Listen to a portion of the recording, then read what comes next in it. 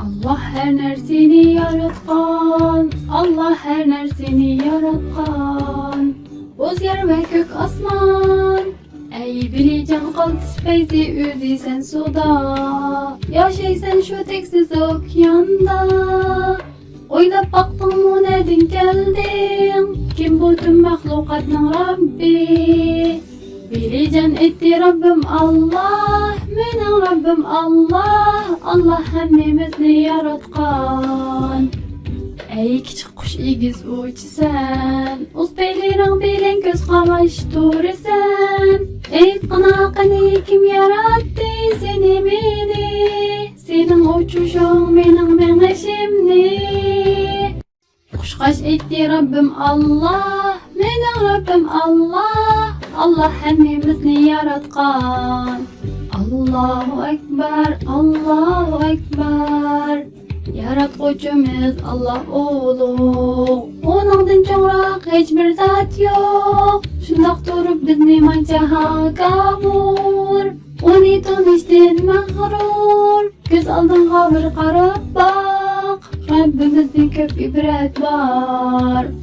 Ey timsah cimrit yatsan, kim yarattı seni bilemsen. Özlemsen ya ömürlemsen, bütün bularını kim belgiler. Timsah etti Rabbim Allah, ammeylenni Allah yaratkan. Orman şahibe heybet şir, hemme sana o şek şübhisiz. Lekin siz bir zat yenisiz. Hayat mamat bulmaz onun iradesiz. Şir etti Rabbim Allah, hemmimizni Allah yaratkan. Allahu Ekber, Allahu Ekber. Hey hemşirem kardeşim, rızkınızı özüm tapimem dep uylamsiz.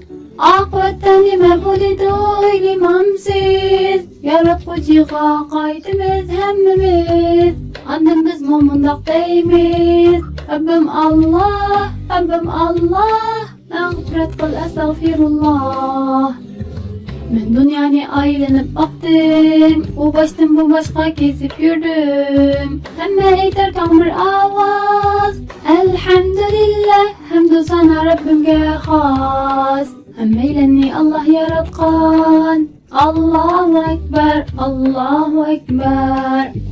Çünkü Allah yaratqucu, hemme nersini o yarattı. Seni beni yer asmanni, hemme nersini o yarattı. Biz onu köp eslemduk, belgeleriga rahmetlemduk. Teslimiyet görstemduk, can tasadduk itelemduk.